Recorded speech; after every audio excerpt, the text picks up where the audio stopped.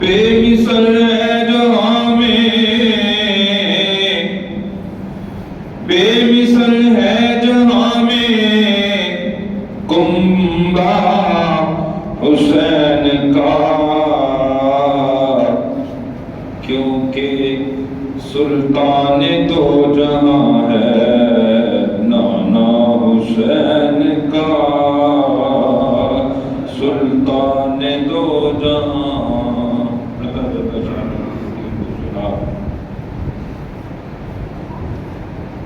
اور حضور احمد مجتبیٰ والمی بے کساب گزارے دو جہاں، سید المرسلین خاتم النبیین شفیع المذنبین احمد مجتبیٰ جناب محمد مصطفیٰ صلی اللہ تعالی علیہ وسلم کی بارگاہ میں عاجزانہ درود و سلام کی نذرانے عرض کرنے کے بعد نہایت ہی واجب الاحترام میرے بزرگوں، دوستوں، نوجوانوں، اللہ کو بدر تعالیٰ جل شانہ کا فضل کرم احسان مالک نے ہمیں زندگی کے قیمتی لمحات کے اندر ایک پھر اپنی بارگاہ میں سرزاریز ہونے کے لیے وقت کے ساتھ خانہ خدا میں آنے کی توفیق عطا فرمائے۔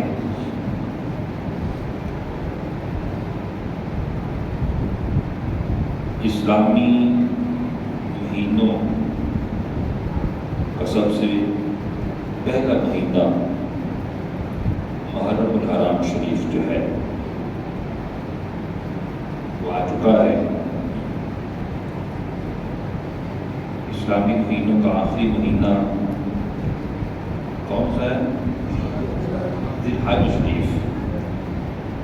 ذی الحج میں کیا ہوا؟ آخری مہینے میں کیا ہوا؟ قربانی ہوئی۔ اسلام کی عظیم قربانی ذی الحج کے اندر سیدنا ذبیح اللہ علیہ نبینا علیہ الصلوۃ والسلام نے اللہ جل شانہ کے بعد ہمیں پیش کی، اور اسلام کے پہلے مہینے میں احمد مجتبیٰ سید المرسلین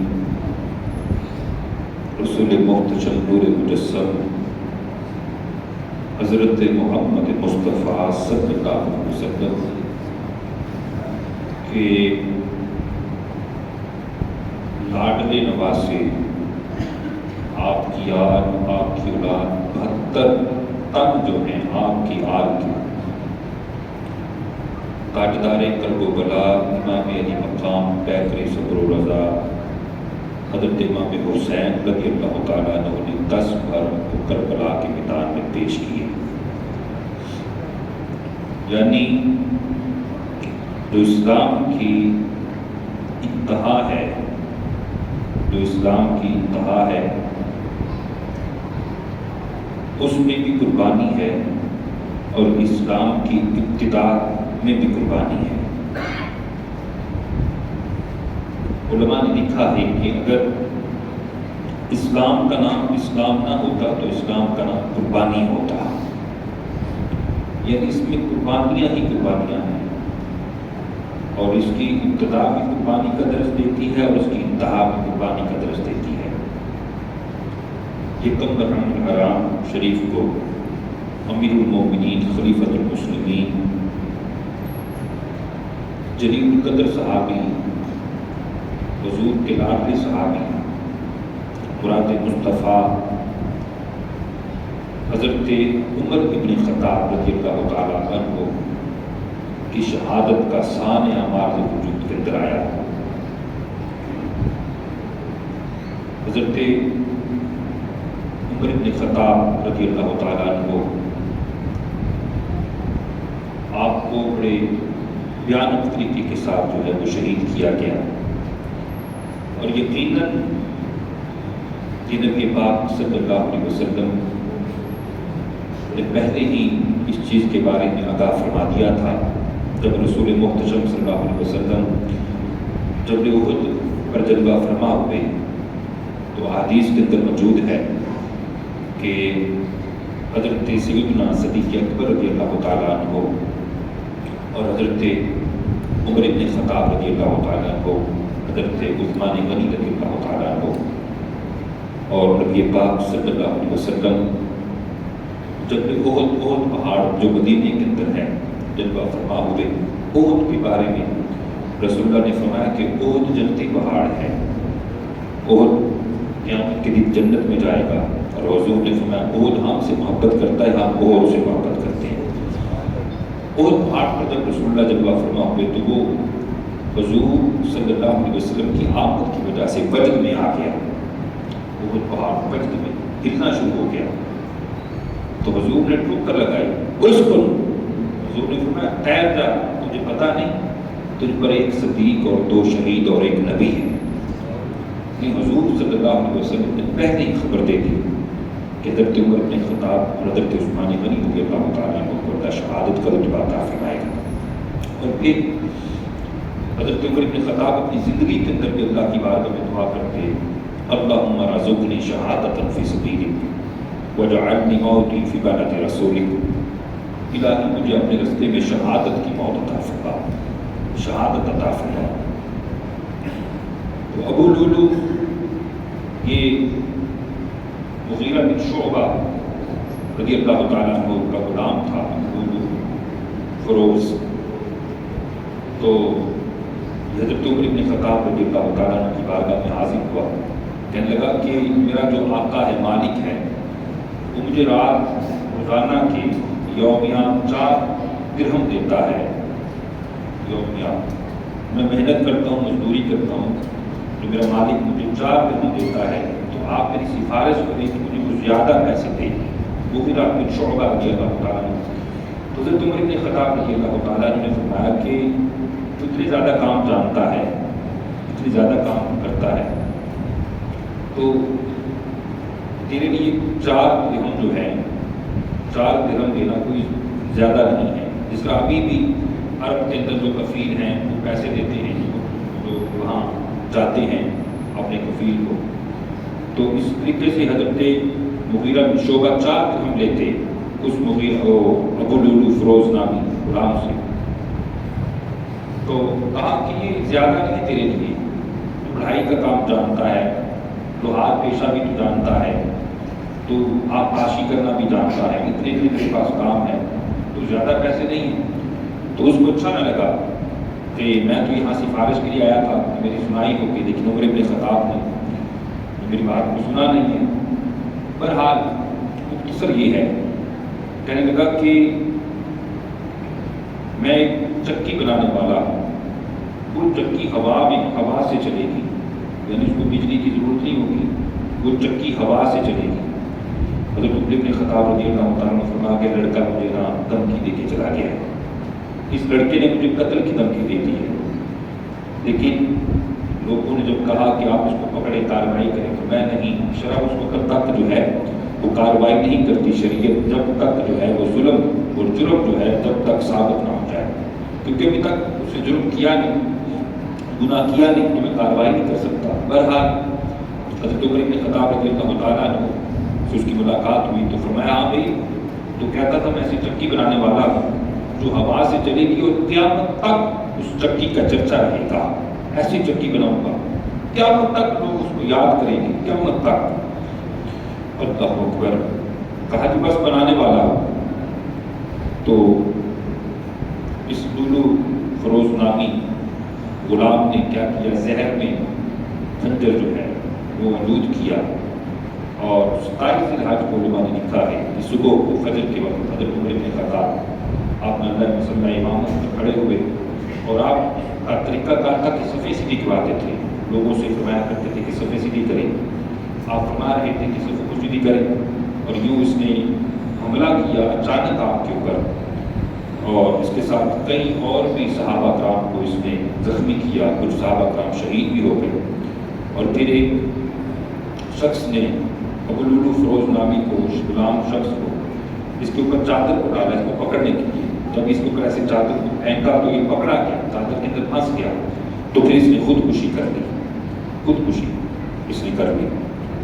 حضرت عمر ابن خطاب رضی اللہ تعالیٰ عنہ اس طرح 28 29 23 کو آپ زخمی حالت میں رہے، یکم محرم الحرام کو نبی پاک صلی اللہ علیہ وسلم کے جلیل القدر، لاڈلے اور بہت پیارے صحابی، امیر المومنین، خلیفۃ المسلمین، فاتح اسلام کے علماء نے لکھا، حضرت میں نے پڑھا کہ اگر 6 ماہ حضرت عمر ابن خطاب اور زندہ رہ جاتے نا، 6 ماہ آپ اور زندہ رہتے تو پوری دنیا میں اسلام پھیل جاتا، یعنی اتنی تیزی کے ساتھ جو تھا حضرت عمر ابن خطاب رضی اللہ تعالیٰ عنہ کے دور کے اندر اسلام کو غلبہ اور فتح نصیب ہوئی۔ علماء فرماتے ہیں کہ اگر ماں ایک اور عمر کو جنم دے دیتی، ماں ایک اور عمر کو جنم دیتی تو پوری دنیا میں اسلام پھیل جاتا، اور اگر کہیں ہمیں سے عمر ابن خطاب کا نام نکال دیا جائے تو تاریخ میں کچھ بچتا نہیں ہے۔ یعنی حضرت عمر ابن خطاب رضی اللہ تعالیٰ عنہ وہ امیر المومنین، وہ خلیفہ ہیں، وہ امیر المسلمین ہیں کہ آپ کی عاجزی، آپ کی انکساری اور آپ کا تقویٰ، آپ کی پرہیزگاری، 36.5 مربع میل حکومت آپ کی، اور کپڑوں کے اوپر 17 پابند لگے ہوتے، ایک پابند، اور یوں ہی آپ جہاں بھی چاہتا آپ آرام کر لیتے۔ مرتبہ باہر سے ایک سفیر آیا تو اس نے ملنے کے لیے حضرت عمر بن خطاب رضی اللہ تعالیٰ عنہ سے ملنے کے لیے، ملاقات کے لیے آیا، تو لوگوں نے کہا کہ باہر حضرت عمر بن خطاب کی بات کی، خلیفۃ المسلمین وہ باہر بھی جاتا ہے دیکھ کر کہ درخت کے سائے میں حضرت عمر بن خطاب وہی زمین پر لیٹے ہوئے ہیں، تو وہ بڑا حیران ہوا حضرت عمر بن خطاب کی یہ وہ شخصیت ہے کہ کیسر و کسرا جو ہیں، بڑے بڑے بادشاہ جو ہیں اس کے نام سے درس رہے ہیں، یہ وہ شخصیت ہے حضرت عمر بن خطاب رضی اللہ تعالیٰ عنہ۔ اللہ اکبر۔ حضرت عمر بن خطاب آپ ایک عادل، آپ نے عدل کو قائم کیا، ایک عادل بادشاہ تھے، یہی وجہ تھی کہ حضرت عمر بن خطاب رضی اللہ تعالیٰ عنہ، جو عدل کرنے والا ہوتا ہے اس کو کسی چیز کا غم نہیں ہوتا، خوف نہیں ہوتا، ڈر نہیں ہوتا، تو وہ بادشاہ ایسے بادشاہ تھے، ایسے خلیفہ تھے کہ جو عدل کو قائم کرتے تھے اور فرمایا کرتے تھے کہ دریا نیل پر، دریا فرات پر، نہر فرات پر اگر کوئی کتا اور بکری بھی اگر کوئی بھوکی رہ گئی تو عمر سے قیامت کے دن پوچھا جائے گا، حضرت عمر بن خطاب رضی اللہ تعالیٰ آپ سے پوچھا جائے گا۔ تو آپ نے گھٹنے پر درا مارتے، درا، اور فرما پوچھتے عمر تو نے آج کون سا ایسا گناہ کیے، کون کون سے ایسے عمل کیے، احتساب کرتے اپنا حضرت عمر بن خطاب رضی اللہ تعالیٰ عنہ۔ لہٰذا یکم محرم الحرام کو حضرت عمر بن خطاب رضی اللہ تعالیٰ عنہ اس دار فانی سے پوچھ کر گئے، جن کی دور خلافت کے اندر بہت ساری فتوحات ہوئی۔ نبی پاک صلی اللہ علیہ وسلم کی زوجہ حضرت حفصہ رضی اللہ تعالیٰ عنہا، حضرت عمر بن خطاب رضی اللہ تعالیٰ عنہ آپ کی شہزادی ہیں، حضرت حفصہ رضی اللہ تعالیٰ عنہا، وہ نبی پاک صلی اللہ علیہ وسلم کی عقد کے اندر ہیں، آپ کے نکاح کے اندر ہیں، یعنی نبی پاک صلی اللہ علیہ وسلم کی آپ سسر بھی ہیں۔ حضرت عمر جس طرح حضرت صدیق اکبر رضی اللہ تعالیٰ عنہ، آپ کی لاڈلی شہزادی سیدہ ام المومنین سیدہ عائشہ صدیقہ رضی اللہ تعالیٰ عنہ، وہ نبی پاک صلی اللہ علیہ وسلم کی زوجیت کے اندر ہیں۔ حضرت صدیق اکبر رضی اللہ تعالیٰ عنہ حضور کے سسر ٹھہرے، اسی طریقے سے حضرت عمر بن خطاب رضی اللہ تعالیٰ عنہ وہ بھی نبی پاک صلی اللہ علیہ وسلم کے سسر ہیں۔ حضرت علی المرتضیٰ شریف خدا کرم اللہ تعالیٰ واجل کریم اور جامع قرآن حضرت عثمان بن عفان ذو النورین رضی اللہ تعالیٰ عنہ، یہ نبی پاک صلی اللہ علیہ وسلم کے داماد ہیں، یعنی 2 صحابہ حضور کے داماد ٹھہرے خلفائے اعظام میں سے، اور 2 صحابہ حضور کے سسر ٹھہرے۔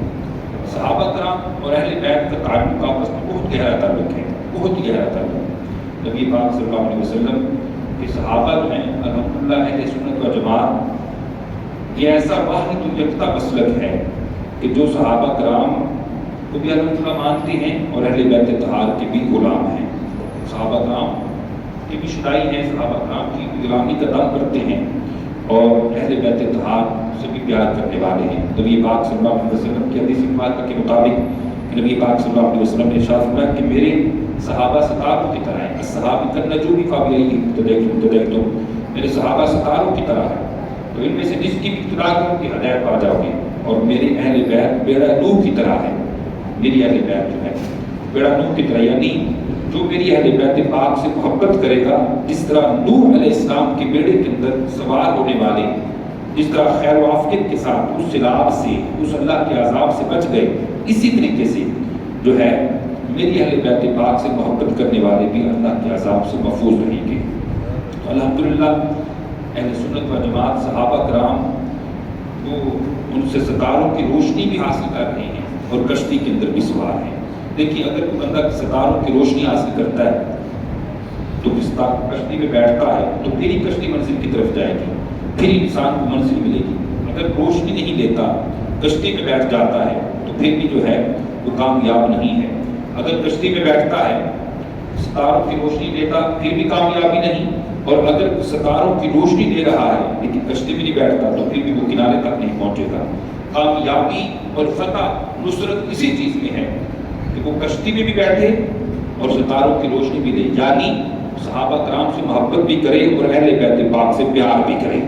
دونوں ہی نبی پاک صلی اللہ علیہ وسلم کے جو ہے عظیم گروہ ہیں. لیکن اہل بیت طہار ان کے بارے میں تو نبی پاک صلی اللہ علیہ وسلم نے اسپیشلی ارشاد فرمایا تھا. فرمایا نبی پاک علیہ السلام نے فرمایا میری اہل بیت پاک سے محبت کرو، میری اہل بیت سے پیار کرو. نبی پاک علیہ السلام قل لا اسألکم علیہ اجرا الا المودۃ فی القربى.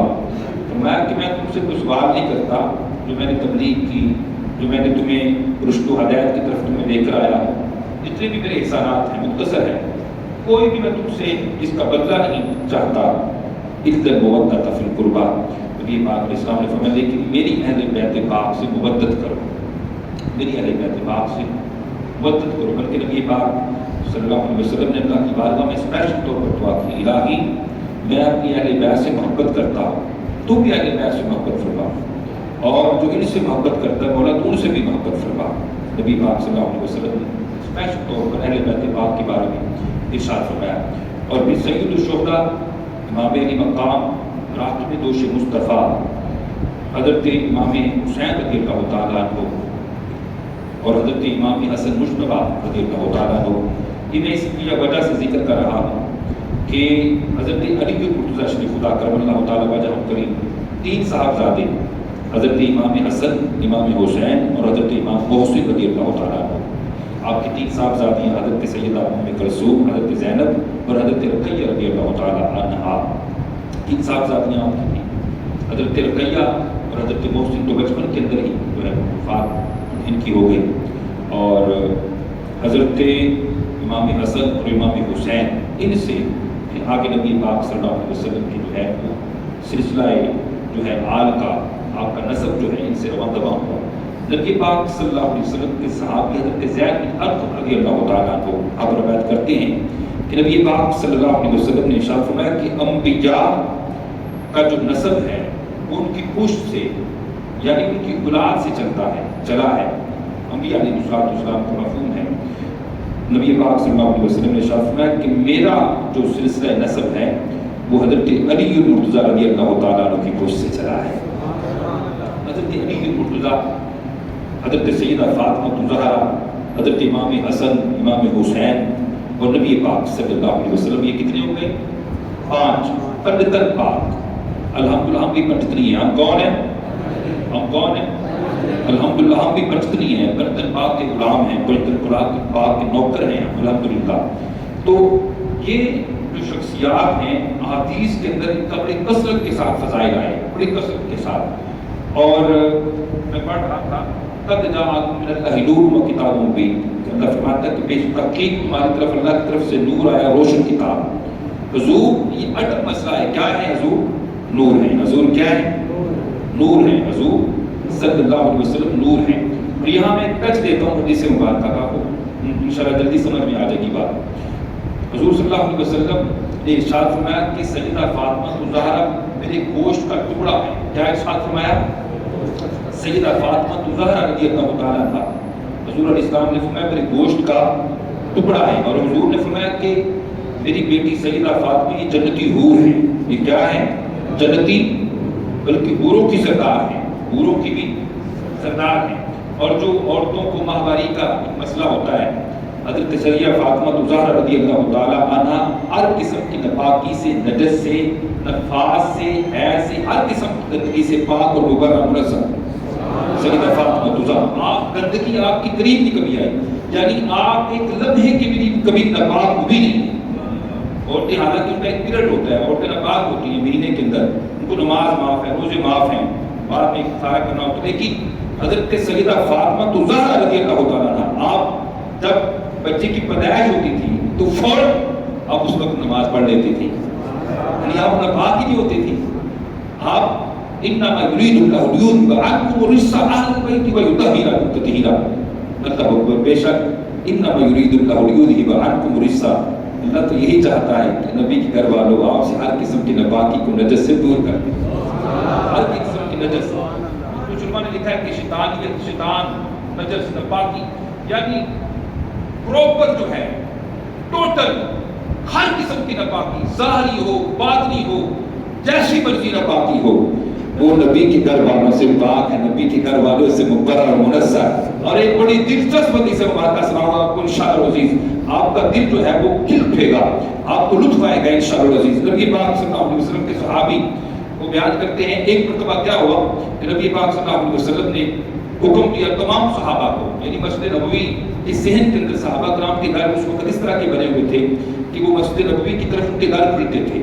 یہ تو سیدہ فاطمہ زہرا رضی اللہ تعالیٰ عنہا کی عصمت کو سنانا کہ حضور نے فرمایا میری بیٹی جو ہے وہ جنتی حور ہے، جنتی حور ہے، اور ہر قسم کی ناپاکی سے، نجس سے ناپاک، آپ ہر قسم کی ناپاکی سے پاک ہیں، مبرر منزہ ہے. اور سیدہ فاطمہ زہرا رضی اللہ تعالیٰ عنہ واحد آپ کی عظمت ہے، آپ سیدہ آسیہ سے بھی افضل ہیں، آپ سیدہ مریم سے بھی افضل ہیں. علماء نے لکھا ہے کہ سیدہ خدیجہ کبریٰ رضی اللہ تعالیٰ عنہ سے بھی آپ کی شان رفع اعلیٰ ہے. یعنی تمام اولین آخرین جتنی بھی عورتیں ہیں تمام سے آپ کا مرتبہ اور مقام جو ہے رفع اعلیٰ ہے. حضرت سیدہ فاطمہ زہرا رضی اللہ تعالیٰ عنہ، یہ تو حضرت سیدہ فاطمہ کی شان ہے. تو میں ایک سمجھانے کی وجہ سے عرض کر رہا ہوں، حضرت علی مرتضیٰ رضی اللہ تعالیٰ جو حسنین کریمین کے بابا ہیں، آپ کی نفاست کا عالم دیکھنا ہے. اب آپ نے اللہ اکبر، نبی پاک اسلام نے فرمایا کہ تمام دروازے بند کر دیں جو مسجد نبوی کی طرف کھلتے ہیں، تمام دروازے. یعنی یہ فطرتی طور پر انسان ناپاک ہو جاتا ہے، جنبی ہوتا ہے، اور پھر مسجد کے اندر آنا اس حالت میں جو ہے وہ شرعاً جائز نہیں ہے. نبی پاک اسلام نے فرمایا کہ تمام دروازے بند. سکہ راوی بیان کرتے ہیں حضور نے فرمایا علی کا دروازہ بند نہیں ہوگا، علی کا دروازہ کھلا ہی رہے گا. علی کا دروازہ بند نہیں ہوگا، علی کا دروازہ کھلا رہے گا. المستدرک للحاکم کے اندر یہ حدیث موجود ہے. نبی پاک اسلام نے فرمایا علی کا دروازہ کوئی بند نہیں کرے گا، علی کا دروازہ کھلا رہے گا. مطلب اکبر کچھ لوگوں نے جو ہے جب یہ شروع ہو گئی چونچنا کرنا شروع کر دیا، صاحب کے دروازے بند ہو گئے، علی کا دروازہ بند نہیں، یہ کیا بات ہے؟ علی کا بھی دروازہ بند ہونا چاہیے. علی کون ہے؟ نعوذ باللہ من ذالک. جب کوئی شروع ہوگی لوگوں نے اعتراضات کرنے شروع کر دیے. اللہ اکبر. حضور صلی اللہ علیہ وسلم جلوہ فرمایا، حضور نے خطبہ دیا، فرمایا میں محمد مصطفیٰ اللہ کی قسم کھاتا ہوں، میں اپنی طرف سے نہ کسی کے دروازے بند کرتا ہوں نہ کسی کے دروازے کھولتا ہوں، میں وہی کرتا ہوں جو مجھے میرے رب کا حکم ہوتا ہے. یہ علی کا دروازہ کھولنے کا میں نے حکم نہیں دیا. وما ينطق عن الهوى ان هو الا وحی یوحی. اللہ اکبر. بے شک آپ وہی کہتے ہیں جو اللہ کا حکم ہوتا ہے، جو وہی ہوتی ہے. فرمایا اللہ کی قسم یہ جو میں نے حکم دیا ہے کہ علی کا دروازہ کھلا رہے باقی سب لوگوں کے دروازے بند ہو جائیں، یہ میرا حکم نہیں بلکہ حکم ربی ہے، یہ اللہ کا حکم ہے. اللہ اکبر.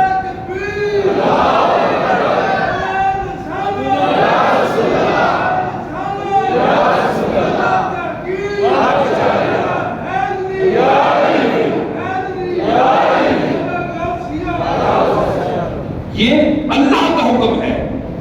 اور حضور علیہ السلام کی صحیح حدیث ترمذی کے اندر سکہ اور صحیح حدیث کی کتب کے اندر موجود ہے. حضور نے کیا ارشاد فرمایا؟ نبی پاک علیہ السلام نے فرمایا علی تو جنبی بھی ہو، جنابت کی حالت کے اندر بھی ہو تو مسجد میں آ سکتا ہے. علی تو جیسی مرضی حالت کے اندر ہو. سید صحابہ، جلیل القدر صحابہ، تمام کے دروازے بند ہو گئے. لیکن علی کے لیے حکم ہے، علی تو جیسے مرضی حالت میں ہو، اگر تو جنابت کی حالت میں بھی ہو مسجد میں کوئی نہیں آ سکتا، بڑے سے بڑے صحابہ کو منع کر دیا، لیکن حضور علی کو کہتے ہیں علی تو جیسی مرضی حالت میں ہو تو مسجد میں آ سکتا ہے۔ مسجد نبوی ہے، مسجد نبوی، اور اس مسجد کے اندر یا تو محبوب کل احمد مصطفیٰ رسول اللہ صلی اللہ علیہ وسلم جو ہے وہ جنابت کی حالت کے اندر آ سکتے ہیں، یا پھر میرے مولا مشکل کشا آ سکتے ہیں۔ بس دو ہستیاں ہیں، دو ہستیاں، بس دو ہستیوں کو اللہ کی طرف سے اجازت ہے، یا تو مصطفیٰ آ سکتے ہیں یا مشکل کشا آ سکتے ہیں۔ یہ باقی ہے، کیونکہ نا باقی آپ کی قریب آتی نہیں ہے۔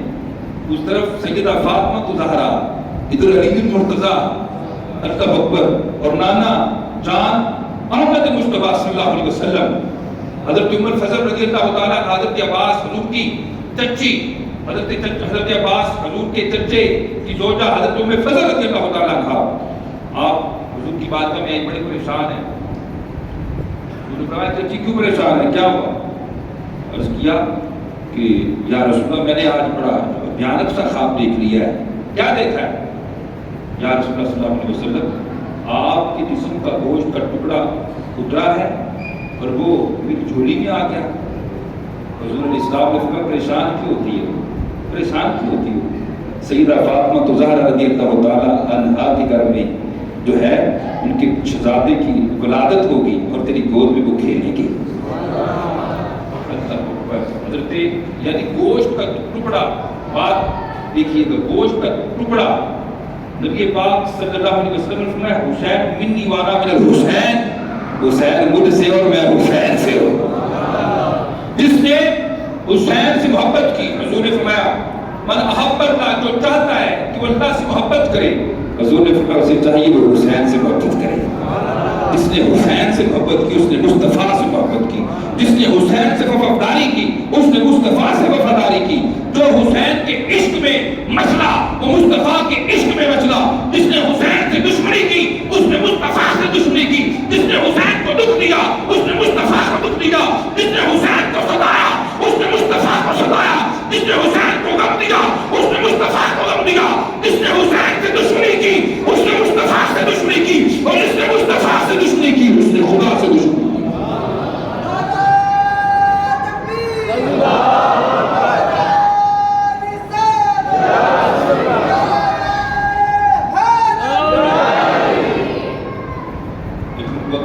اللهم صل على محمد وعلى آل محمد وبارك وسلم، اللهم صل على سيدنا مولانا محمد وآل محمد وبارك وسلم۔